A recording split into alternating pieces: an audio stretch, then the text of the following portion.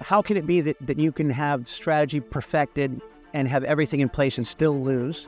I think it's a great question. The Westchester Cup is the oldest rivalry in polo. Jeff Hall, when it comes to the Westchester Cup, I think that's been kind of the white whale for Hall. He's never won it, and this might be his last chance. The Westchester Cup was special, but then comes the start of it all. That is the gauntlet. Adolfo Cambiaso, he's the GOAT, the greatest of all time. If there's a guy that can beat Adolfo Cambiaso, it's Ilaria Ulloa. Is there magic left in the stick of Cambiaso? 7 seconds, 5 seconds.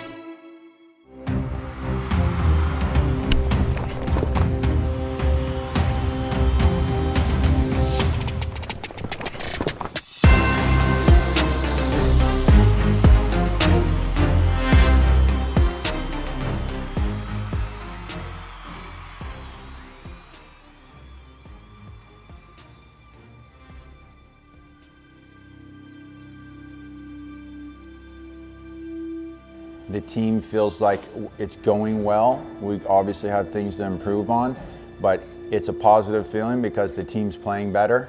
And with every win, I think we get a little more confident. But for me, it's an opportunity, and it's something I really want to win. So it's going to be, we're gonna all take it very serious.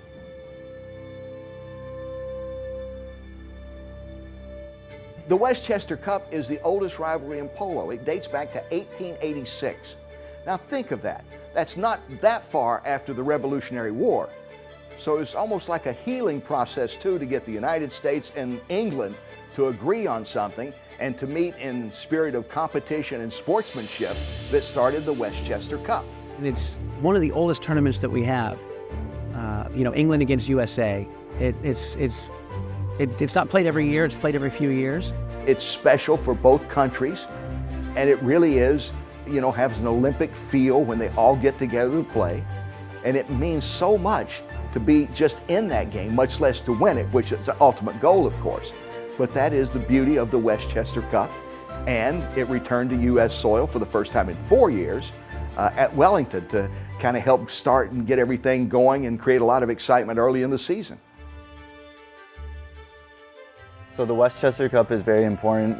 England and the United States have been playing this tournament for over 100 years, and to be able to be, asked to play for the United States on home ground was really special to me. The USA team this year for the Westchester Cup was Jared Zenny, Matt Coppola, Nico Escobar, and Jeff Hall. Jeff Hall. Jeff is a good friend of mine, and I've known him my entire life. We grew up together. Kind of, we all moved to the same circuits, going in the same places during the same time of year. Florida in the wintertime, California in the summertime.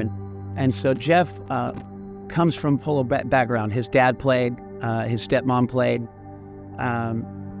Jeff is a very talented player, always has been, very dedicated player.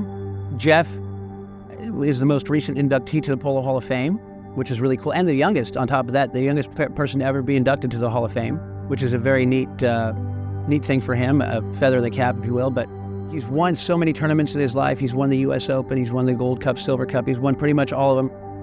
This is the one tournament, as I said before, it's kind of his white whale. He's never won it, and this might be his last chance he had to be on the team and on American soil at the National Polo Center, field number 1. That's the cathedral of North American polo. He has yet to win the Westchester Cup, 0-2 coming into this. Also, he had a relatively young team around him, very talented players, but young players. They're going against a team from England that's veteran. Tommy Beresford comes in as the captain. James Byam, I think, had won 3. He'd won 3 already and trying to win his 4th one. And England had won 4 out of the last 6 Westchester Cups, even though the U.S. had won the last one, and that was 4 years ago. So the United States trying to make it back-to-back on home soil here now and win one for Hall, basically. It's kind of like one of those things that I want to go and I want to win it and I want to put it on my, things that I've accomplished, It's like one of those things missing for me, that I want. So that's kind of the drive, and it's like now it's getting closer, so I'm thinking about it, so I'm excited. Good sportsmanship is about respect. respecting your team, respecting your opponent, respecting the game. And now, it's about respecting the environment. US Polo ASSN and 4Ocean are working together to keep our oceans clean. Discover how you can play your part at uspoloassnglobal.com/4Ocean. Live authentically. Welcome to the World Showcase for the sport, the USPA National Polo Center here in South Florida, the perfect setting for the renewal. I really wanted USA to win, which can be kind of difficult as a broadcaster. You don't want to show any favoritism, but I'm sure everybody expected me to want the USA to win. I'm American, obviously, but the American team, they started off well. Talented young players. They should have had the edge. They came into it, they were playing their own horses. They'd been playing together as a team for 2 months in high goal polo, and they should have, everything should have come together for them. It did not.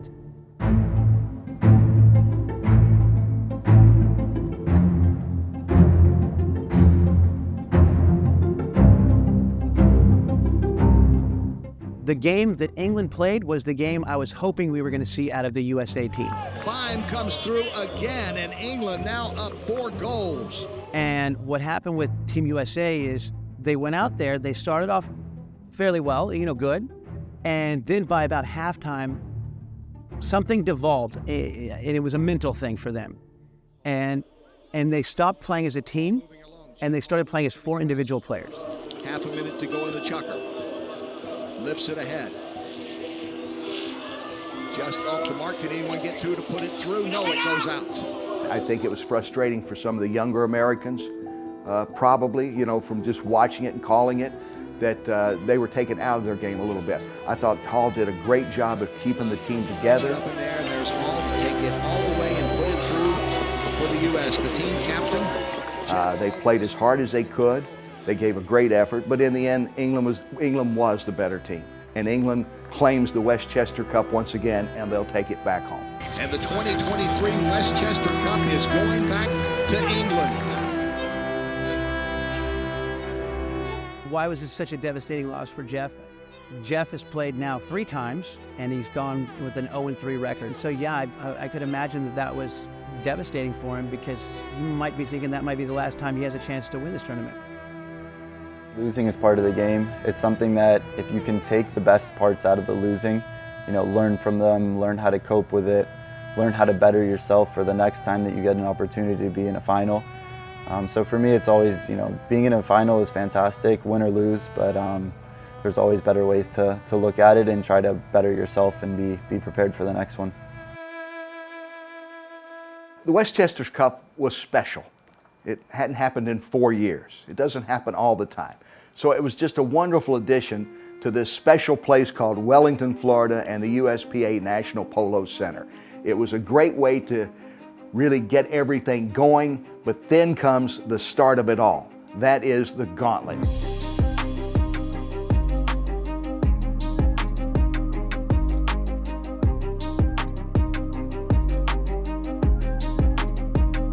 The gauntlet of polo is fascinating for even a non-polo fan when they start hearing about it. I think it's something that entices them, because you've got 3 separate tournaments involving the best players in the world that have all converged on Wellington, Florida in the wintertime. I mean, it is the epicenter of the world polo. So you start out with the C.V. Whitney, very competitive. Then you go to the USPA Gold Cup, just as if not more competitive. And then you wrap it up with the most prestigious prize in U.S. polo, which is the U.S. Open Polo Championship. 3 very tough ones, very individual. All of them can make you a star. All of them go on your resume for life. I think the gauntlet is a super tough season. There's some huge teams, huge organizations. They keep improving the strings, the teams.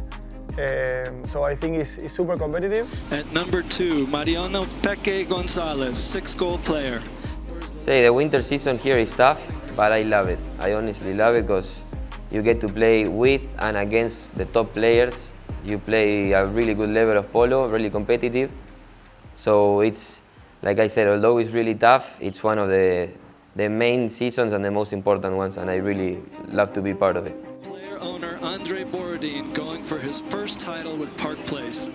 At number 3, 10-goal dynamo, Hilario Ulloa. Obviously, my expectation, Park Place and Andres, are to win the 3 tournaments, to win the gauntlet, to win everything we play.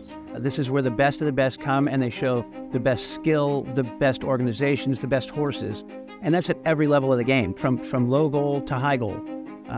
This is the place for North American polo where everyone wants to come and play and be seen and test their skills against their competitors.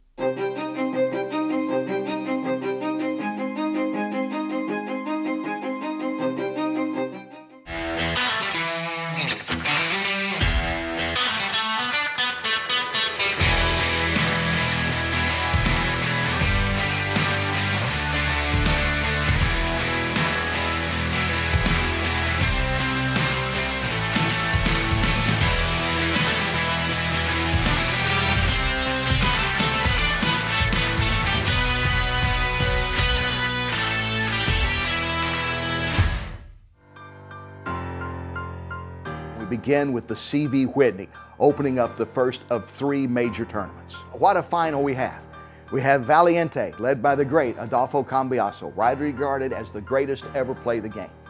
Adolfo Cambiaso, he's the GOAT, the greatest of all time, for sure. And they're going up against a pilot team led by Facundo Pierres. It was a close match as expected. It comes down to the wire in the final seconds, game on the line, and prevailing Valiente, and Adolfo Cambiaso adds another trophy to his massive trophy case already. Adolfo Cambiaso is the best player in the world, probably in history also. He's amazing. He won everything in every country. He's been probably the best player for 20, 25 years now. He's won every major tournament, title, cup in the world multiple times. He's always thinking ahead. He's always one step in advance from everybody. So he's unbelievable. Honestly, I think it's going to be really hard to repeat somebody like him. He went to 10 goals at age 17. He was the youngest player ever to go to 10 goals until his son beat his record. But his son went to 10 goals a week after his 17th birthday in Argentina. I would think if anybody was going to break Adolfo's record on that point, I'm sure he would want it to be his son. Poroto he's unbelievable. Poroto Cambiaso is 17 years old. He's already won 6 major championships, international level, Argentine Open, US Open, USPA Gold Cup. I always tell people when they ask me about polo, what is it about polo that you would say defines it? I'd say polo, first and foremost, is a family sport.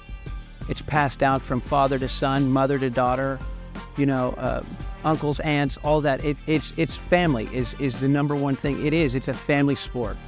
It's shared generationally, and I think that's something that really makes it special. Poroto Cambiaso is the son of the greatest of all time.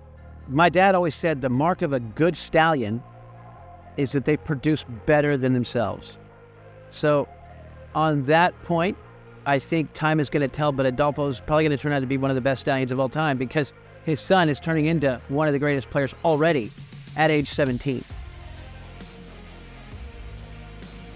Scone won the second leg of the gauntlet, the Gold Cup this year, the USPA Gold Cup. And this was the first time that Poroto Cambiaso had won a major tournament without his father being on the team. So that's what really made it very special for Poroto individually, for the family, for the Cambiaso family, and then also for Scone, the organization. So we've had the first leg of the gauntlet, the C.V. Whitney Cup that Adolfo won with Valiente. Then we had the second leg, the Gold Cup, USPA Gold Cup that Scone won with Poroto. So the Cambiasos have already won the first 2 legs of the Gauntlet of Polo. The other big team in the Gauntlet that's been right there was the Park Place team with Hilario Ulloa. And they had been getting beat in the quarterfinals, the semifinals, the first 2 tournaments. And so now they're poised to go on and win a spot in the finals, the US Open finals. It's the one that everyone that's ever played polo in North America would love to win. And Ilario Ulloa and Juan Britos have been right there for the past few years. They've been knocking on the door. I think we will have a great team and a competitive one, and looking forward to be there again and give it everything to try and be as competitive as possible. We are super well mounted and organized, so the thing to learn is that we've done a good job. We're almost there, to keep trying that sooner or later Gold Cup or Open will come.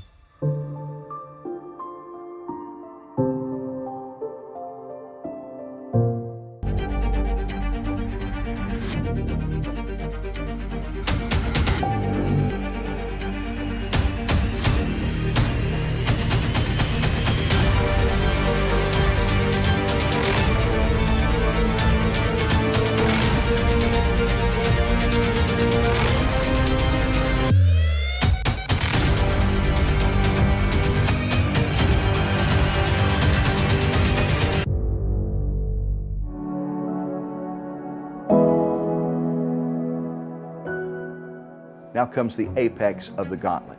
This is the one that everyone wants to win, the U.S. Open Polo Championship. It's one of the biggest tournaments, probably 5 biggest tournaments in the world. After a long, hard season here, the gauntlet season, to be able to win the U.S. Open Finals is something that everyone dreams about.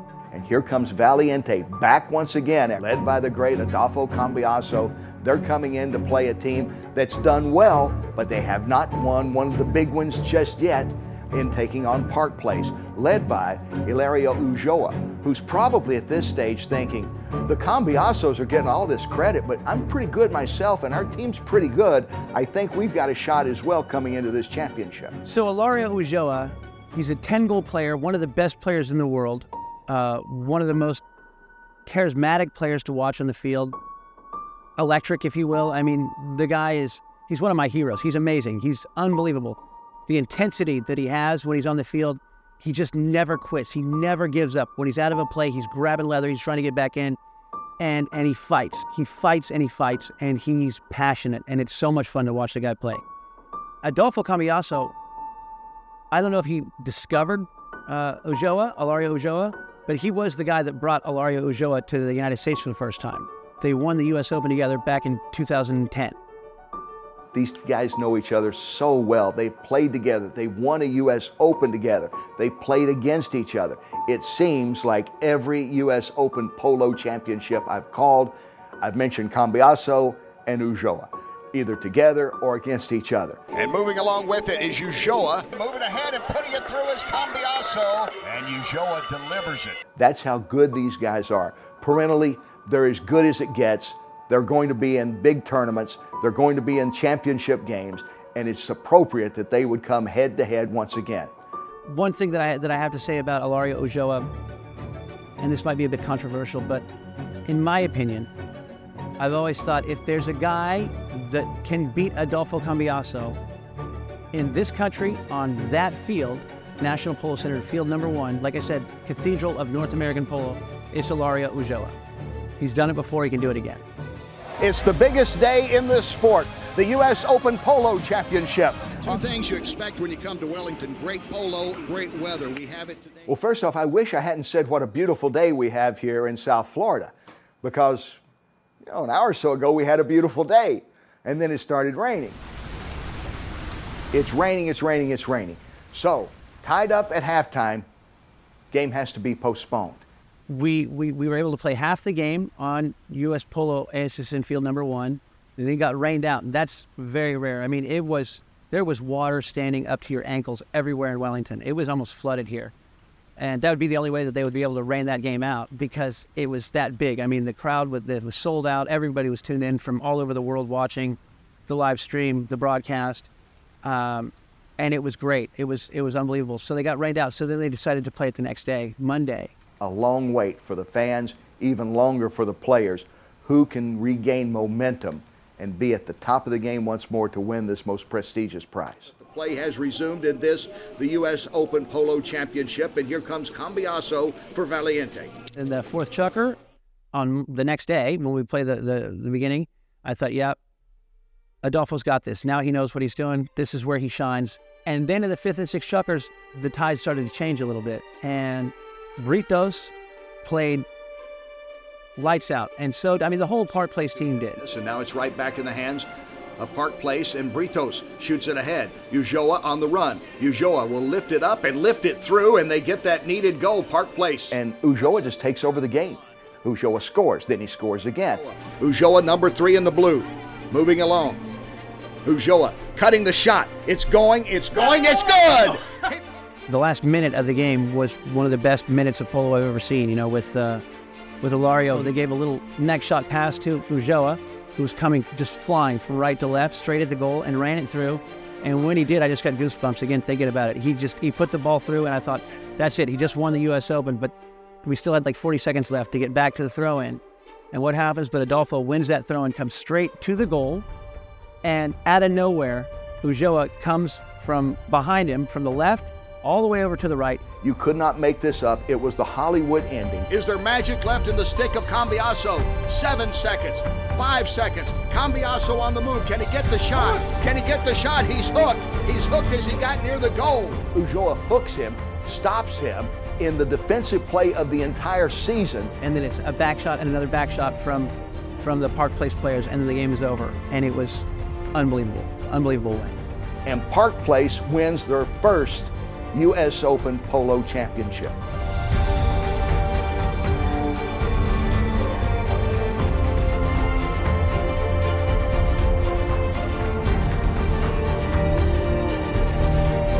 They had defeated the team that people thought would win it, Valiente, the unbeatable people had thought, Adolfo Cambiaso, and rightfully so, it's the best of all time. But Ulloa probably reminding everyone, I'm not that far behind. I can rise to the occasions. This is my 4th one. And for Britos, who had just complimented him perfectly, you will not see in any sport better teammate combinations than those two put up throughout this tournament, highlighted by the championship, of course. Britos gets his first one. I've been dreaming for this moment for a very, very, very long time. It's hard to put it into words, but it's been a lot of years building this organization with Andre leading the whole operation. There's that amazing picture of Hilario and Juan Britos hugging on their knees in the goal mouth after the game is over. I can only imagine what it meant to them to win that game together. That hug that we had speaks for all these years of hard work and giving everything on the field, and today it paid off, and we're super happy. Like I said before, if there's one guy that knows how to beat Adolfo Cambiaso in this country, on that field, it's Hilario Ulloa, and he proved it again in the finals of the U.S. Open. I can't complain. I'm enjoying life.